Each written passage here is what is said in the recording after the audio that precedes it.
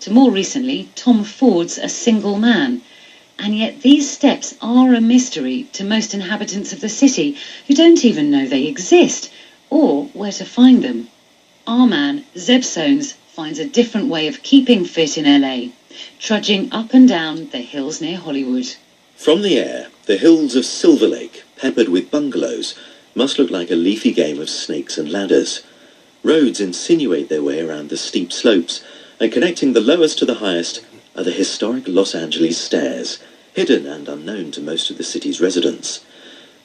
I was about to take an early morning hike between them with Charles Fleming, an LA Times editor who spent years exploring and mapping the stairways. For him, they lead the curious through unfamiliar neighborhoods and their architectural treasures. And, as we were to discover, the stairs themselves have earned their place in cinema history. LA hasn't always been a city of cars. It once had one of the most effective public transport systems in the United States. In the 1920s, as the city expanded, developers wanted to build up into the hills. Few people could afford cars, so the city planners built long stone staircases to connect the residents of the lofty hillside homes to the tram network below. I asked Charles why such an efficient public transport system disappeared. He explained the story was well told in the film Who Framed Roger Rabbit, where the oil, automobile and tyre companies conspired to replace the tram network with freeways for buses and cars. The busy stretch of Sunset Boulevard we were walking along had once been a major tramway. We turned into a dusty alleyway. The first stairway we reached was locked, much to Charles's annoyance. "These are public rights of way," he told me as he rattled the gate, "paid for with taxpayers' money." By the 1970s and 80s, Silver Lake had become run down, and the stairs became hidden places for criminal activity, causing many to be closed off. On a fence, Charles pointed to some graffiti. "That's the first sign of trouble," he warned, explaining it was the tag symbol for a local gang. "The second is when you see a line struck through it by a rival gang. That means there's a turf war for control of the area." Our second staircase was thankfully unobstructed. Here in 1932, Laurel and Hardy tried and failed to move a piano to the top in The Music Box. The film won an Academy Award. I'd seen it often as a child and remembered it fondly. For such a historic landmark, it was remarkably unkempt, its history simply marked by a defaced granite plaque inset into one of the lower steps. Charles has found more than 500 staircases across the city. I asked about the longest. "That's Murphy's Ranch in Pacific Palisades," he said, and is the only one that was originally private. It has 511 steps and was built by a group of Nazi sympathizers. His own paper, the LA Times, tells the story. In the 1930s, the wealthy owners of the ranch fell under the spell of a mysterious Herr Schmidt.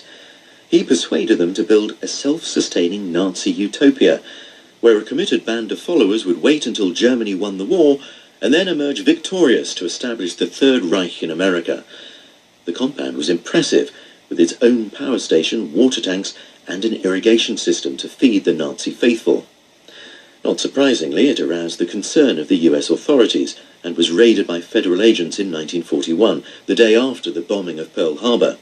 Schmidt was arrested as a spy, and the land was eventually handed to the people of Los Angeles as a public park. The ruins of that compound are now covered in graffiti, and I asked Charles if locals are interested in the history of their city. "No," he said.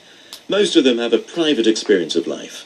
I ride in my car, I sit in my office, I live in my house. When you encourage them to look, they are surprised by what's always been just around the corner."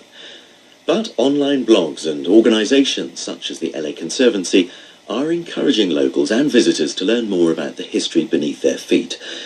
And whilst for decades LA hasn't had a reputation as a walking city, great strides are being taken to restore an efficient public transport system to reconnect the sprawling city.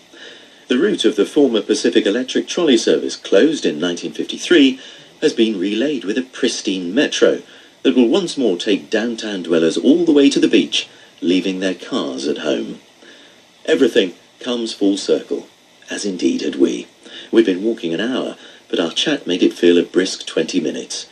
We were back where we started, at the bottom of the hill, just like Laurel and Hardy's battered piano.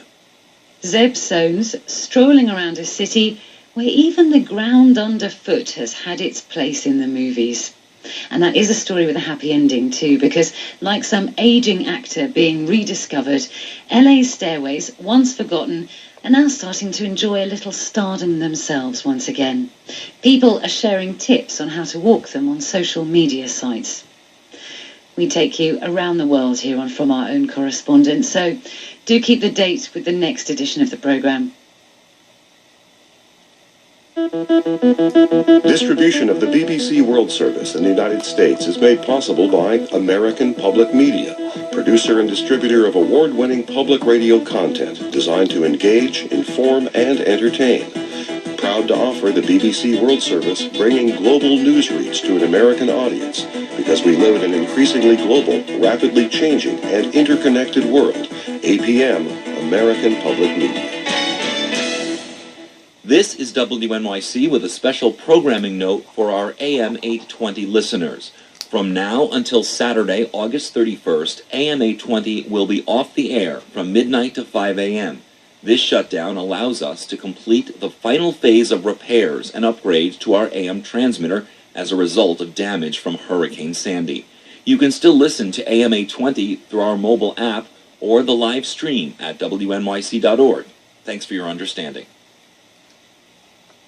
Hello, I'm Peter Day, and in this week's Global Business, I'm taking a trip to the seaside. Everyone used to do it every summer.